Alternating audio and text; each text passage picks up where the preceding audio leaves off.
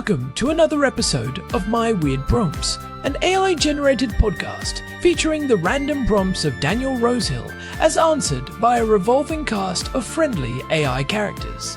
Join us for deep dives into AI, technology, and whatever other random thing Daniel finds fascinating today.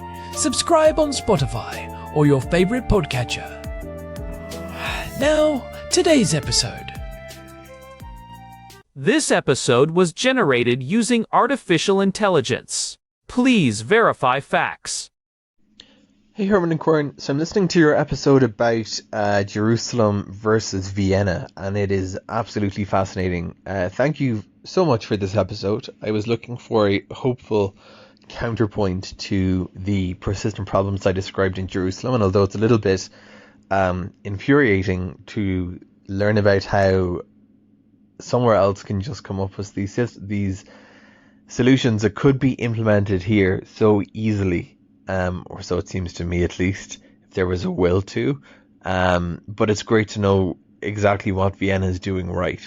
One thing we talked about in that episode was housing, and that's we've talked about tenancy and rentals a lot lately. One thing that very specific and a little bit of a morbid point, but it needs to be discussed, I think, when we're talking about rentals and long-term rentals, and the idea of people. I mean, I guess what interests me about the Viennese model is this idea that we can create a dignified, if we can make renting a lifelong viable solution through, you mentioned the government stabilizing the rental market, such that people can expect to live their lives in rentals. We need to deal with the unpleasant but true reality that eventually people die. And I'm thinking about one elderly friend specifically who lives on his own, had a major surgery, and he's facing those kind of challenges in terms of mobility. So, I guess on the one hand, it's not so different from maybe a conventional family setting, except that if people live on their own, whether they're in a house or a rental, it can be problematic. So again, I feel like I mentioned I'm a very superstitious person, and I avoid talking about things like this usually on principle, but I think that if we're going to have a thorough discussion of rentals, we need to discuss how that works exactly. People who are maybe living on their own in their elderly years and they're renting from someone, no one wants to really have that worst case scenario where there's a very foul smell emanating from an apartment, someone's out of touch, and the fire department has to break down the door to find that the tenant has passed away. That's not only a very, I think, distressing scenario for everyone in the building, but a very sad and undignified way for any tenant who's a human being to end their life.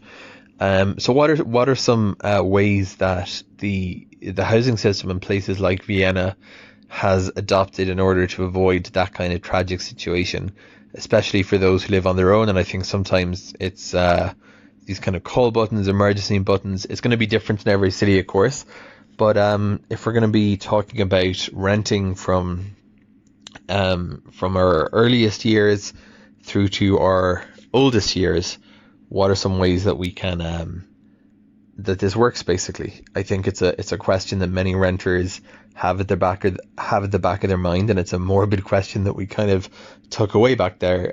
But eventually, if people do rent, and if they're the last surviving person in a relationship, it's going to become something that they wonder. Over to you, Herman and Corn. Hey everyone, welcome back to My Weird Prompts. I am Corn, coming to you from our shared house here in Jerusalem, and I am joined, as always, by my brother, Herman Poppleberry, reporting for duty. It is good to be back at the microphones, Corn. We have been getting a lot of traction lately on our urban planning episodes, especially that deep dive into the differences between where we live now and the city of Vienna. It is a topic that hits close to home, literally, and our housemate Daniel actually sent us a follow-up prompt after listening to that episode. He was thinking about the darker, or perhaps just more pragmatic side of the Viennese model. If you are going to commit to being a lifelong renter, which is the norm for many in Vienna, what happens at the end? Right. Daniel was specifically asking about the reality of elderly tenants living alone. It is a bit of a morbid question, but a deeply important one for any society that wants to offer a dignified alternative to the ownership at all costs model.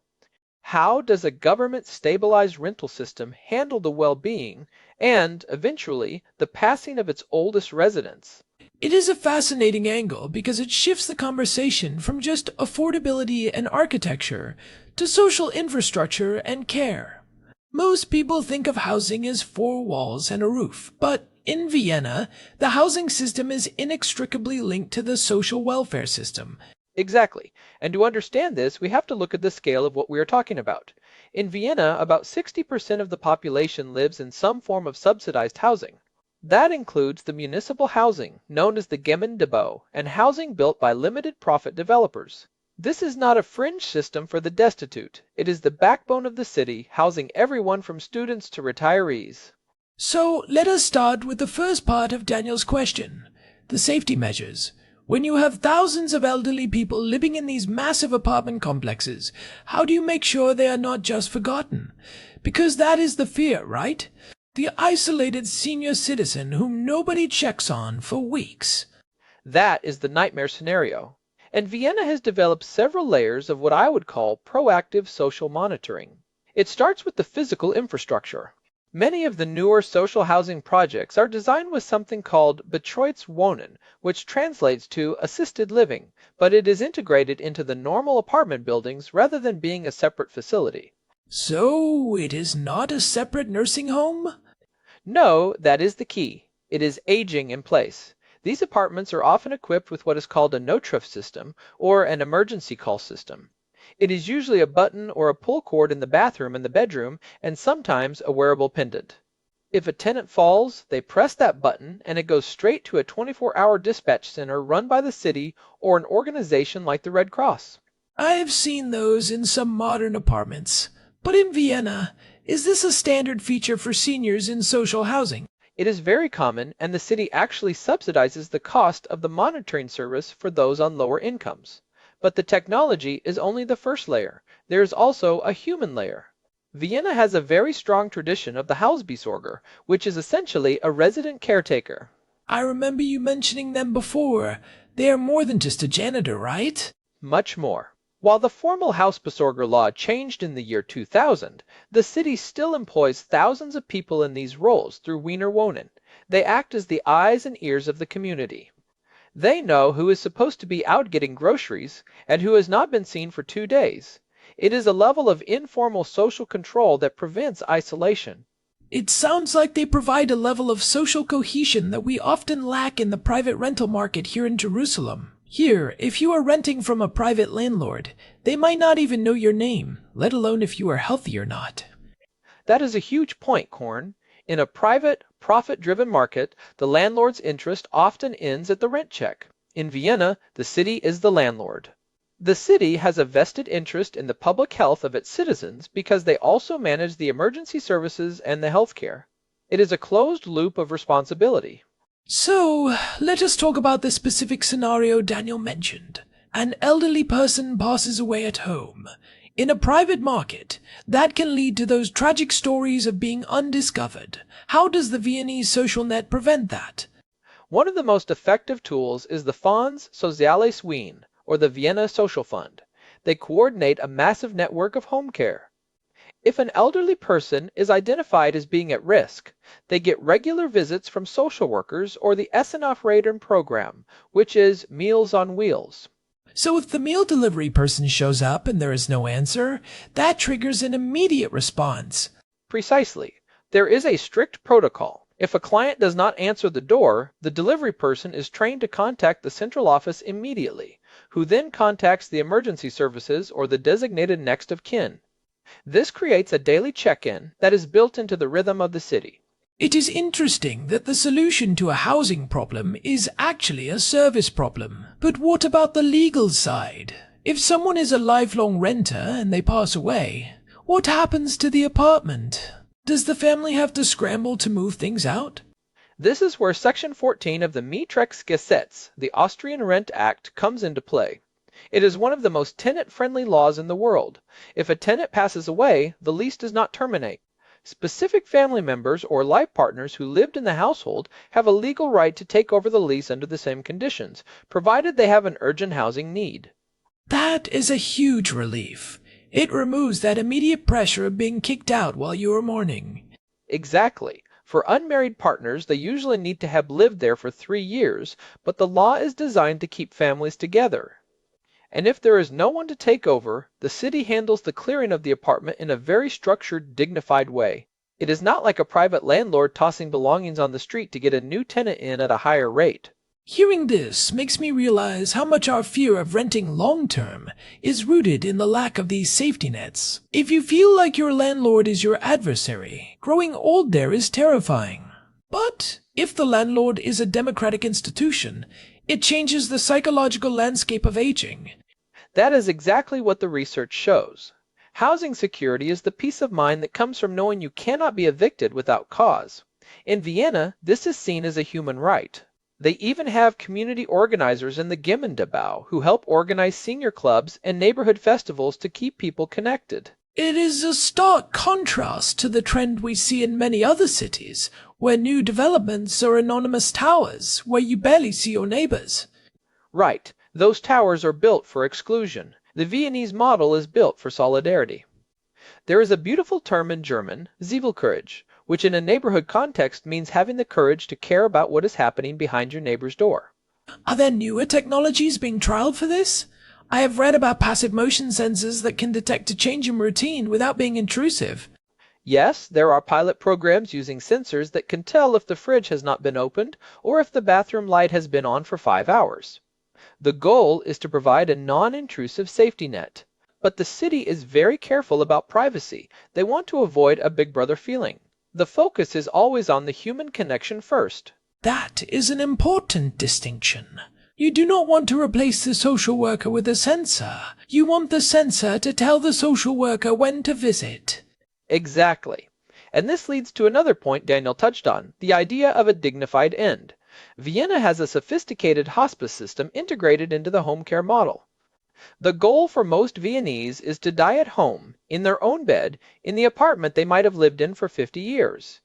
That is a powerful image. Lifelong renting leading to a lifelong home. It really challenges the idea that you need to own property to have roots. In Vienna, your roots are in the community. When an elderly person passes away at home there, it is not a failure of the system. It is the system allowing someone to live out their days with support.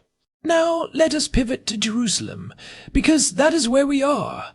We do not have that same level of municipal housing. Our rental market is almost entirely private. What happens to the elderly here? It is much more precarious here, Corn. In Jerusalem, especially with the current wave of urban renewal projects like Pinui Benui, we are seeing a severe shortage of rental apartments. Rents in some areas have jumped 30% above projections.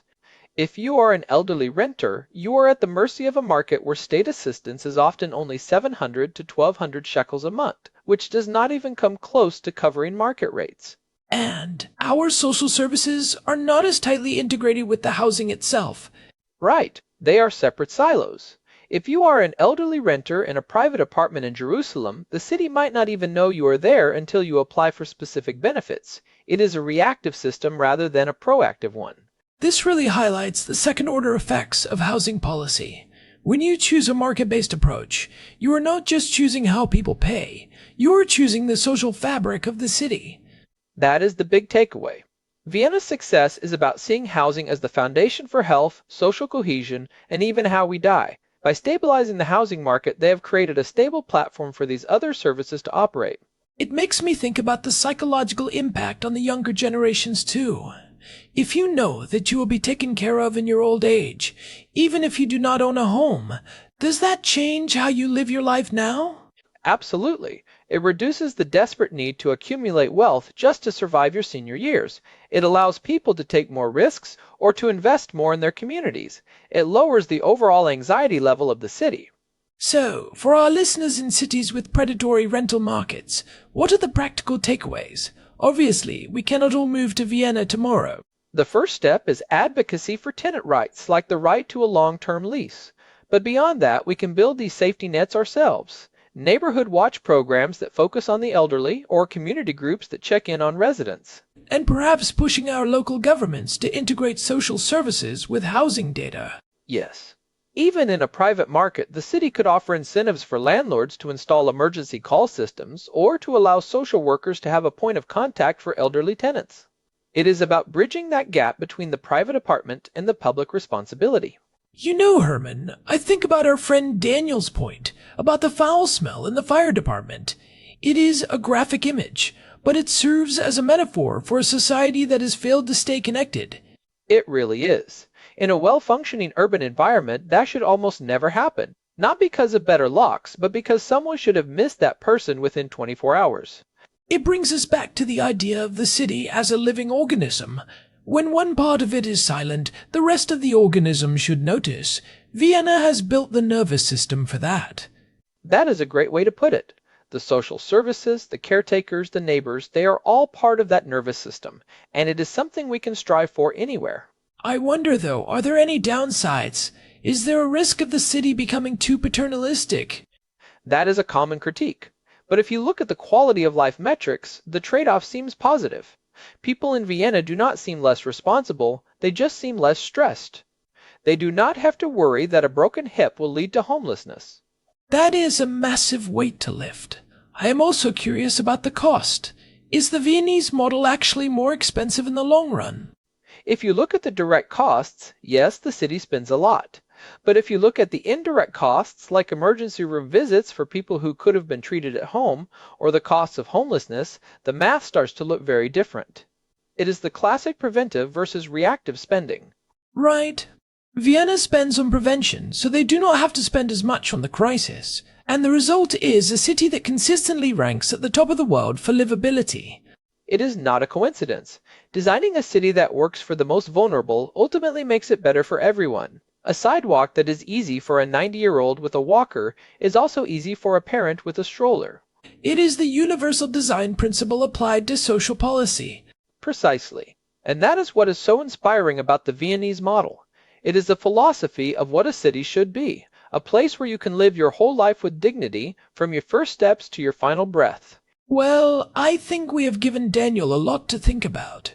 It really makes me look at our neighborhood here in Jerusalem with different eyes. Who are the people living alone in these stone buildings? Who is checking on them? It starts with us, Corn. Maybe we should go knock on a few doors this weekend. That is a good idea, Herman.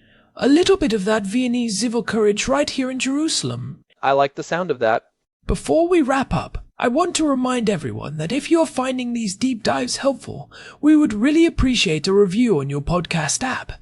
It genuinely helps other curious minds find the show. It really does. And thank you to Daniel for sending in such a provocative prompt. It is these kinds of questions that keep us digging deeper. Absolutely. You can find all of our past episodes, including the one comparing Jerusalem and Vienna, at our website, myweirdprompts.com. We have an RSS feed there for subscribers and a contact form for your own weird prompts. We are also on Spotify, so you can follow us there. We have been doing this for 493 episodes now, and there is still so much to explore. It is a journey, and we are glad you are on it with us. This has been my weird prompt. I am Corn. And I am Herman Poppleberry. Until next time, stay curious and keep looking out for your neighbors. Thanks for listening. We will catch you in the next one. Take care, everyone. So, Herman, do you think we could actually convince the Jerusalem municipality to hire thousands of caretakers? Well, we can start by explaining it to them. Maybe they will listen after episode 500. One can dream. All right, let us go get some lunch. Sounds good. I am starving. I wonder if they have any schnitzel nearby. In Jerusalem, we might have to settle for falafel. I can live with that. See you later, everyone. Bye. Seriously, though, the idea of the Hausbesorger is so interesting. It is like a modern-day village elder, but with a clipboard and a direct line to the city. It is that perfect blend of traditional community and modern bureaucracy. It is what makes Vienna so unique. It is a city that remembers how to be a village. I think that is the perfect note to end on. A city that remembers how to be a village. Exactly. All right, really going now. Talk soon. Cheers. And don't forget to check the website, everyone. myweirdprompts.com. We'll see you there. Okay, now I'm actually turning off the mic. 3, 2, 1... Wait, did I mention the specific law for the rent takeovers? Yes, Section 14 of the Mietrecht Gesetz. You got it. Okay, good. Just making sure. You're a pro, Herman. Thanks, Corn. You too. Bye for real now. Bye. This episode was generated using Gemini Flash 3. Text-to-speech engine was Chatterbox Turbo. Thanks for listening to another episode of My Weird Prompts, an AI-generated podcast featuring Daniel Rosehill's AI prompts, as answered by a revolving cast of friendly AI characters including me, Cornelius the Sloth. Subscribe on Spotify or visit myweirdprompts.com.